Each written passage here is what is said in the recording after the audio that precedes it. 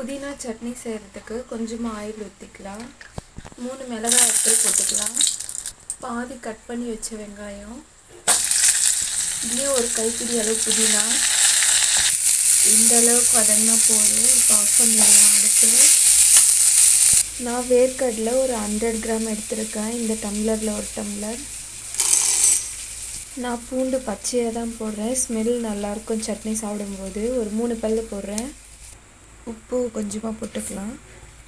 இப்போது நம்ம வறுத்து வச்சதும் ஆறியாச்சு. இதுவும் மிக்ஸி ஜாரில் சேர்த்துக்கலாம். இப்போ எல்லாத்தையும் அரைச்சின்னு வந்துடலாம்.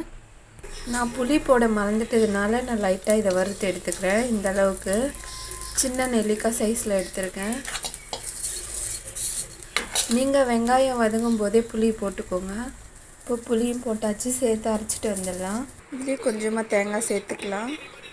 அதே கடாயிலே கொஞ்சமாக எண்ணெய் ஊற்றிக்கலாம். சட்னிக்கு தாளிப்பு போட்டுக்கலாம். கொஞ்சமாக கடுகு போட்டுக்கலாம். நீங்கள் கருவேப்பிலை இருந்தால் அதுவும் போட்டுக்கோங்க. நம்ம அரைச்சி வச்சதை இதில் கொட்டிக்கலாம். அவ்வளோதான், சட்னி ரெடி ஆகிடுச்சு. நீங்கள் தேவையான அளவு தண்ணி ஊற்றி கொஞ்சமாக கலந்துக்கோங்க.